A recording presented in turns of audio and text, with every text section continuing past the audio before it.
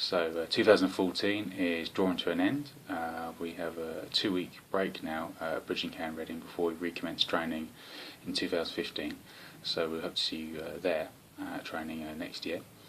So this time of year, as the year draws to an end, I normally do a end of year summary where I kind of review what has been explored in the previous sort of 12 months within our classes.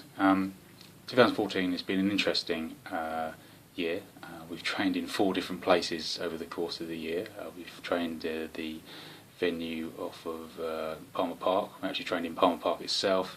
We've trained in Lily Hill Park, and now we've got a new venue just to the west of Bracknell, in between Woking and Bracknell, which has proven to be quite successful. It's quite small, but suits our needs nicely.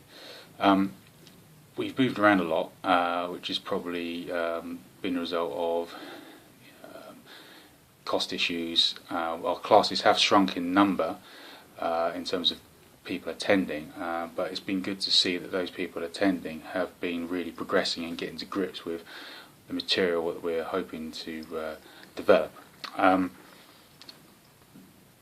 I think that part of the reason the class has shrunk a little bit has been due to the nature of the style of training that we're exploring at the moment.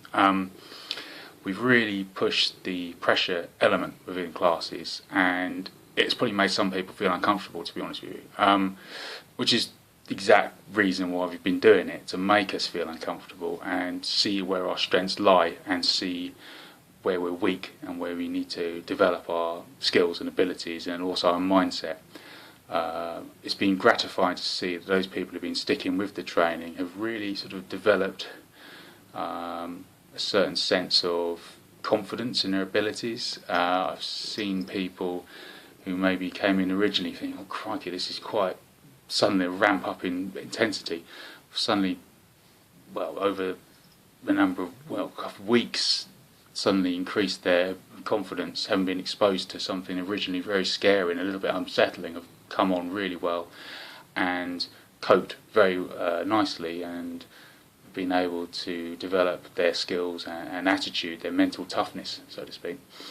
Obviously, it's not for everyone, that style of training. The Bridging-Can is known for training slowly and training correct form and such, and a lot of people criticise the Bridging-Can because they never really pressure test anything. I like to see that a lot of the material within the Bridging-Can is really effective, and if it's trained appropriately, that's why it's survived so long. And within our classes, it's been evident that some key material has come across, translated well into this kind of ramped up, more intense style of training that we've been doing, and it's been validated. Yeah, so I'm quite happy to say that the last sort of 20 years of my training haven't been wasted. It would be gutting to think that a system or a group of martial arts schools that the Bridging-Can is comprised of is null and void. Thankfully, it's not the case. It's nice to see that the material at least works, it's effective under these kind of test conditions, so to speak. I also like to see that the training methodologies we've been incorporating, which have been drawing on different people, particularly Paul Genge, who's a previous instructor of mine in the Bridging-Can, he's subsequently moved into sort of the field of Russian martial arts. Some of the training methodologies have borrowed and pinched from various places that I've kind of incorporated. They've been really successful, translated well across into the Bridging-Can. So that's been great. So thanks to Paul, really, that our training has sort of evolved in that sense. Obviously, I'm not ditching the Bridging-Can material. Like I said, it's really trying to work out what's effective and how to train it. There's all the tools in the box there. It's just a matter of seeing what works and how, as practitioners, we get used to developing our skills. Historically, I suppose that many of the people training in these martial arts might have been professional soldiers, training day in, day out. To be honest with you, most of us are hobby martial artists or people who incorporate into our everyday life and practices, but we're not training 8 hours a day solidly, learning how to swing a stick or a spear at someone or cut something with a sword or whatever. So what we want to do is get the most value out of our training time that we spend. So if we're training in a class, we want to really focus on a particular set of skills for a couple of hours and come away improving upon those. So I think for going forward for next year, I'll try and make sure the classes that we run really isolate a small set of skills, so people can really focus on those within the classes to really get those bedded down and nailed down, and obviously incorporate an element of pressure training in within that sort of setting. So that's one sort of key focus for next year, sort of like less is more, so to speak. The second thing I want to really look at next year within our training is some floor work, working from the floor. It's something that is in the Bujinkan at large, and I've been in classes in Japan where scenarios have been looked at where you're on the floor and the guy's kicking you, or vice versa actually in some cases, and also if you're dealing with people trying to grab and grapple you on the floor. It's part of the wider Bujinkan curriculum, but it's not something we particularly look at within our routine training, so it'd be nice to maybe visit that as part of next year's focus.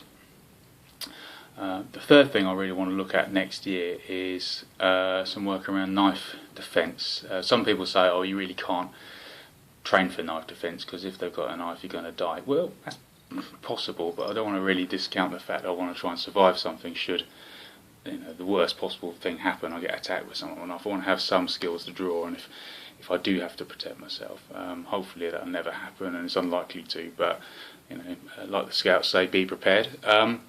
So we will train some knife defence as part of next year's focus too.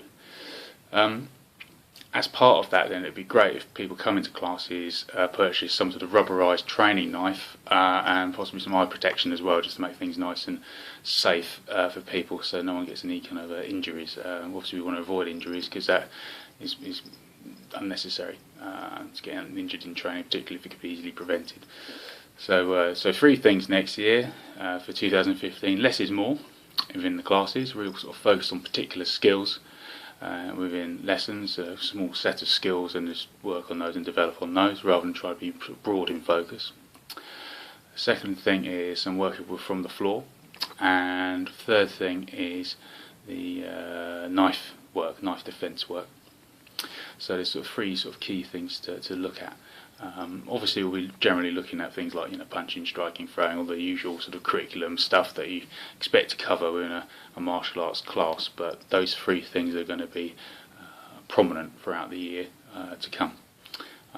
So I hope to see you at training next year. We'll be running a beginner's course during mid-January onwards. I'll put some details on the website over the Christmas period, and that will hopefully get some new people involved in the classes who are willing to put up with our craziness and the fact that what we're trying to do is something that's not a dojo martial art or a show martial art. It's actually something that's got some sort of real effective, applicable skills being shown through it, even though it's a traditional art. It's something I want to make sure people can come away with something actually they can apply and use should they be required to. So we will see you in 2015.